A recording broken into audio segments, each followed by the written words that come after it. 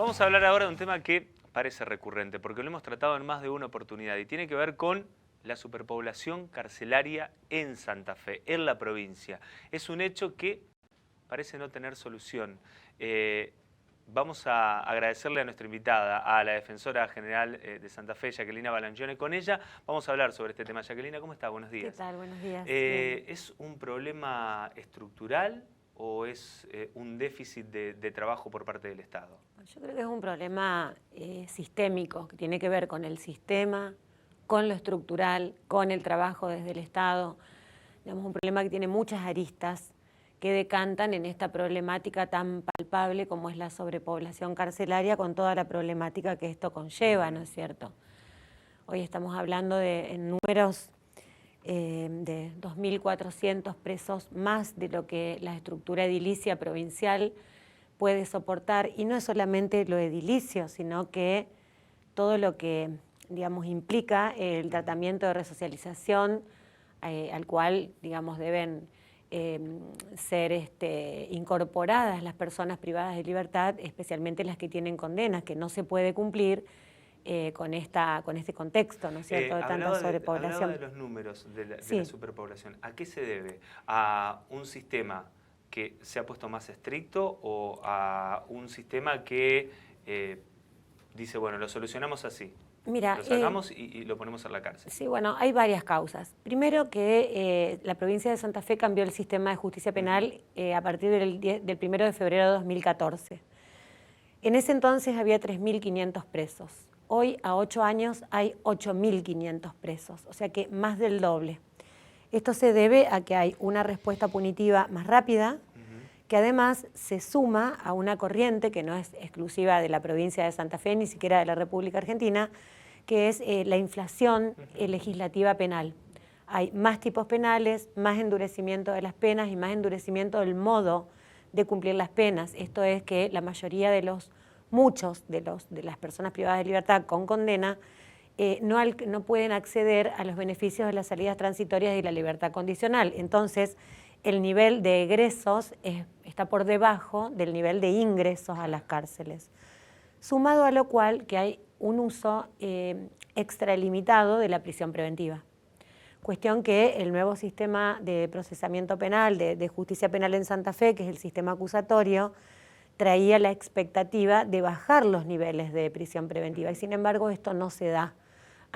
Se recurre mucho a la prisión preventiva y hay más o menos un 40% de los presos están sin condena, con prisión preventiva. Entonces todas estas situaciones más una voluntad, una vocación muy grande de encierro por parte de los fiscales y de los jueces, que esto contradice esa teoría que está en el imaginario de la ciudadanía, de la puerta giratoria. Esto no es así, al contrario, hay mucha tendencia a encarcelar, a dar penas largas, sin tener en cuenta el estado y la situación de los que son las cárceles, ¿no es cierto? Que además también hay que destacar que el impacto de la sobrepoblación se da mayormente en las 3 cárceles más grandes de la provincia, que son Coronda, Piñero y Las Flores. Y acá en lo que es la Unidad Regional 1 de Santa Fe, porque hay que tener en cuenta que hay 800 presos en comisarías, o sea, en ámbitos policiales. Que esa es otra historia, Es ¿no? otra historia, pero también son personas que están en encierro y del mismo sistema penal provienen. Que triplican a veces la capacidad que tiene una comisaría. Acá la comisaría, la ciudad... Sí, justamente es esto, una comisaría. Primero, en las comisarías no debería haber ningún preso. Claro. Podrían estar las personas recién aprendidas por corto tiempo, horas de detención y ya pasar a lo que es sistema penitenciario en el caso de quedar en prisión preventiva.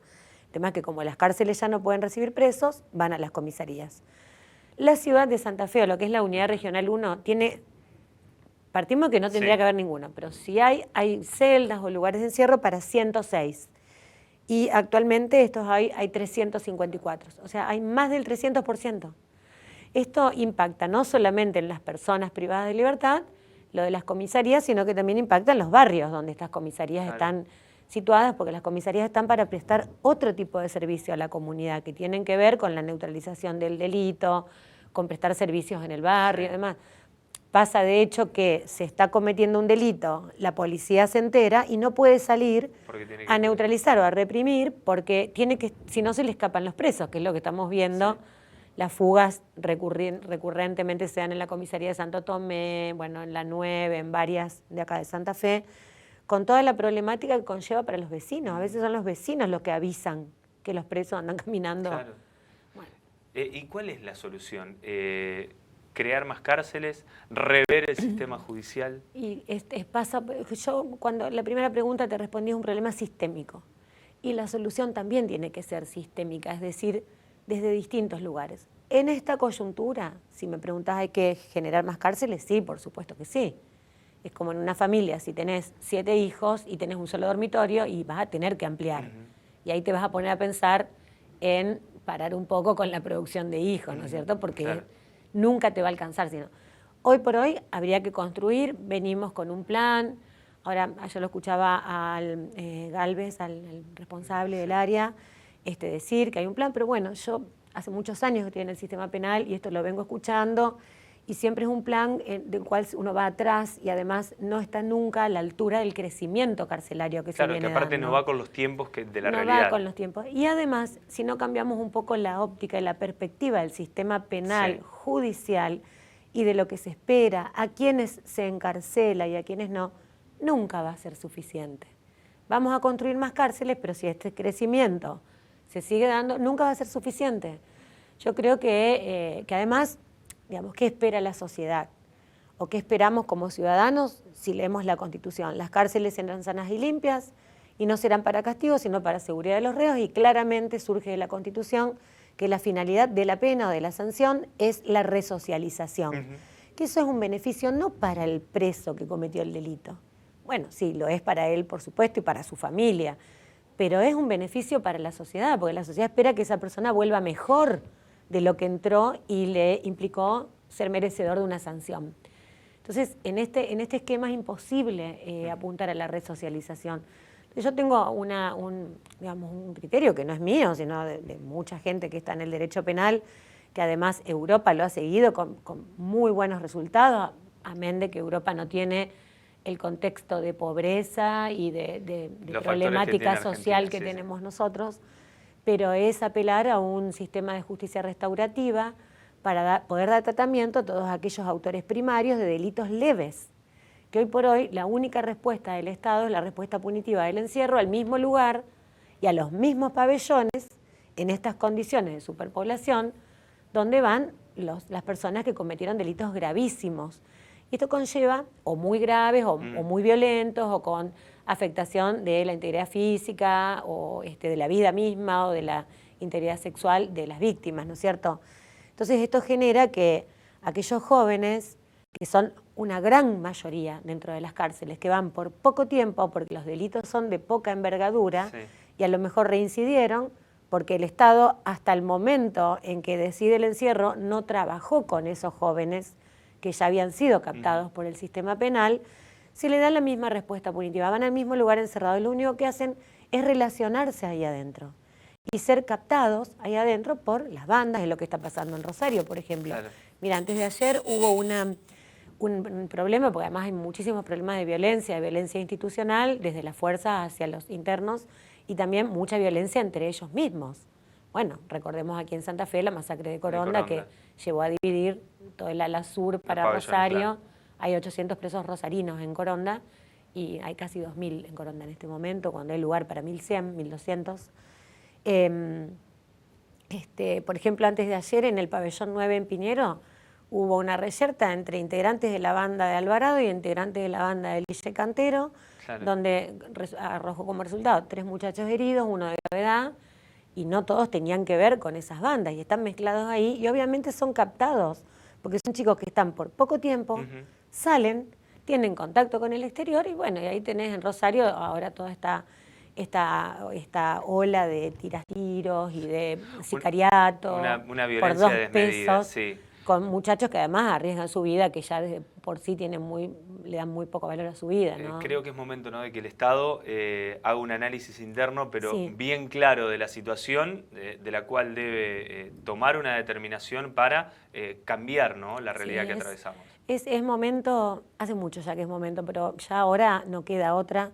de ponernos a pensar en un plan, en un programa integral, que todo esto sea abordado con otra dirección y con una mirada más lejos, con una mirada que apunte más a las causas de fondo, porque también, digamos, a través de lo que se comunica a la sociedad, pareciera que el encierro es la solución a la inseguridad. Y los números que hablamos, si desde 2014 ahora de 3.500 pasamos a 8.500 presos, yo le pregunto a las personas que ven el programa si piensan que hay menos problemas de inseguridad. Es todo lo contrario. Entonces ahí ya vemos que la solución no es. Y la respuesta tampoco es esa, porque hay que trabajar con esos jóvenes para darle la posibilidad en una sociedad muy violenta en la que estamos viviendo, con mucha problemática, que en muchos casos, yo te diría que en el 90% de los casos, empiezan siendo focos en problemas de violencia familiar o en el barrio que no son tan difíciles de abordar. El tema es que, por ejemplo, en la provincia de Santa Fe tenemos una defensa pública dividida.